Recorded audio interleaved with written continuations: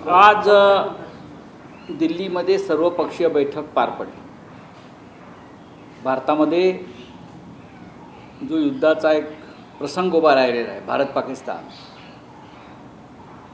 त्या संदर्भात जे ऑपरेशन सिंदूर केलं 7 तारखेला भारतीय सेनेनं, त्याची माहिती देण्यासाठी सर्व पक्षांना संरक्षण मंत्री राजनाथ सिंग यांनी आज आमंत्रित केलं। गृहमंत्री होते, वित्तमंत्री होत्या, त्यानंतर आरोग्यमंत्री होते आपले, म्हणजे भाजपचे अध्यक्ष नड्डाजी वगैरे होते, राहुल गांधीजी होते, खरगेजी होते, असे आम्ही सगळे होतो। आणि त्यांनी काही प्राथमिक ब्रीफिंग केलं। कारवाई सुरू असल्यामुळे प्रेझेंटेशन झालं नाही। अर्थात आम्ही सगळ्यांनी एका सुरात सांगितलं, या देशावर जो प्रसंग आता आलेला आहे लढाईचा, आम्ही सगळे भारतीय सैन्याच्या पाठीशी आहोत। सरकार जो निर्णय घेत आहे त्याच्या पाठीशी आहोत, एकजूट आहोत, एकजूट राहू। काही सूचना केल्या काही लोकांनी, पण त्या सूचना राष्ट्रीय सुरक्षा आणि राष्ट्रहिताच्याच होत्या।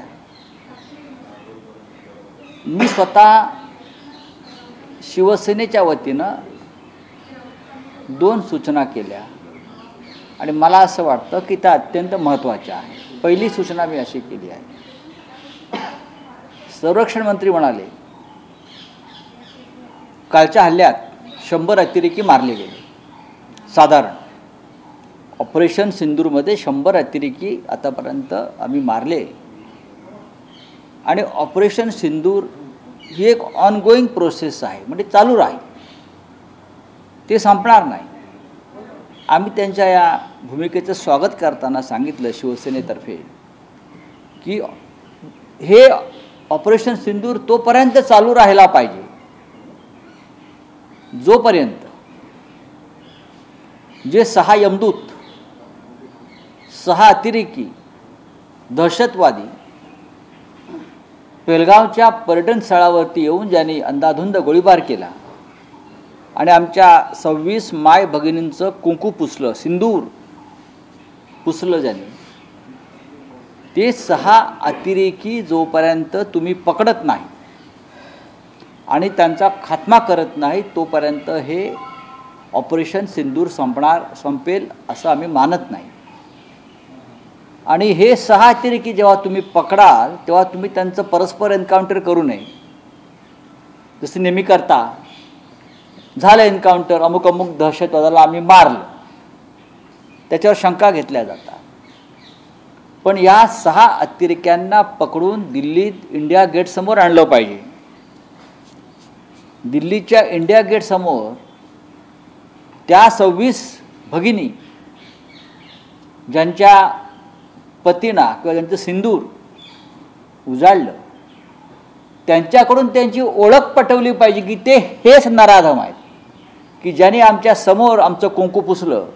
ती ओळख पटल्यावर त्यांचं एन्काउंटर तिथे व्हायला पाहिजे, त्यांना मारलं पाहिजे आणि त्यांचे जे मृतदेह आहेत हे पाकिस्तानाच्या हद्दीत जाऊन फेकून आलं पाहिजे, तेव्हा हा बदला पूर्ण होईल। हे आम्ही शिवसेनेतर्फे आज त्या सर्वपक्षीय बैठकीत मांडलेला एक भूमिका आहे। दुसरा मुद्दा मांडला, गृहमंत्री होते, त्यांना सांगितलं गृहमंत्रीजी आता तुमचं जबाबदारी जास्त आहे, देशांतर्गत सुरक्षा, पाकिस्तानवरती आपण हल्ला केला, पाकिस्तान चूप बसणार नाही, पाकिस्तान प्रत्यक्ष युद्ध कमी लढतं आणि या देशाचे त्यांनी अतिरेकी पोचले स्लीपर सेल्स आहेत, त्यांच्या माध्यमातून ते आपल्यावरती हल्ले करतात।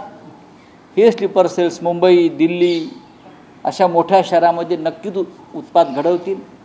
अशा वेळेला नागरिकांचं संरक्षण करण्याची जबाबदारी ही तुमची आहे आणि तुमच्यावरच राहील, हे त्यांना सांगितलं। काश्मीरच्या सीमेवर पूंछ, राजौरी वगैरे भागामध्ये अंधाधुंद गोळीबार पाक सैन्याकडनं होतो आहे। लहान मुलं आमची मारली गेली, 16 लोकांचा मृत्यू झाला तिथे असं कळलं। काश्मीरी नागरिकांना सुरक्षा कोणी द्यायची? तुम्ही एक ऑपरेशन सिंदूर केलं, पण हे काश्मीरी नागरिक आहे जे भारताच्या पाठीशी ठामपणे उभे आहेत, तुम्ही आजही त्यांचे रक्षण करू शकत नसाल तर दुर्दैव आहे. तुम्हाला त्यांना सर्व प्रकारच्या सुविधा पुरवाव्या लागतील. तिथे मेडिकल एड्स नाही आहे, काही नाही आहे. मुलांना, जखमी मुलांना हातात घेऊन आईबाप चाललेले आहेत हे आम्ही पाहिलं. हे शोभत नाहीत का मोठ्या देशाला, हेही त्यांना सांगितलं. त्याच्यावरती सकारात्मक चर्चा झाली साधारण. आणि मला असं वाटतं की सगळ्यांनीच सरकारला पाठिंबा दिला. पाकिस्तानची एअर डिफेन्स सिस्टीम सकाळीच उद्ध्वस्त केले. लाहोरपर्यंत भारताने हल्ला केलाय ड्रोनने आणि पाकिस्तानचं एअर डिफेन्स सिस्टीम खराब करून टाकलं भारताने.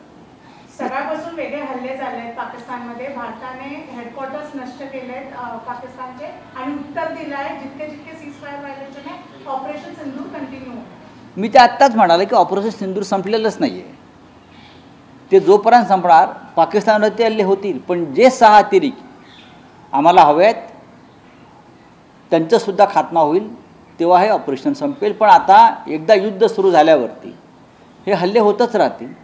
आणि भारतातली जनता, 140 कोटी जनता, पूर्णपणे सर्व राजकीय पक्ष, आमचे काही मतभेद नाहीत आणि आम्ही सगळे एकत्र आहोत, एकजूट आहोत. 100 दहशतवाद्यांना मारल्याची माहिती बैठकीमध्ये राजनाथ सिंह नक्की दिली आहे का, किंवा तो आकडा जो आहे तो साधारणतः किती आहे? नाही, 100 तर नक्कीच आहे. ज्या प्रकारचं दृश्य आपण पाहतोय त्याहीपेक्षा जास्त असतील, पण अजून पूर्ण असेसमेंट व्हायला वेळ लागेल असं सरकारचं म्हणणं आहे.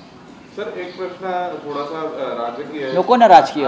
नाही, पण मोठी बातमी आहे की शरद पवारांनी म्हटलंय की सुप्रिया सुळे, अजित पवारांनी एकत्र बसून निर्णय घ्यावा एकत्र येण्याबाबत. माझ्याबरोबर सुप्रियाताई सुळे होत्या, माझ्या बाजूलाच बसल्या होत्या. आम्ही त्याच्यावर चर्चा केली.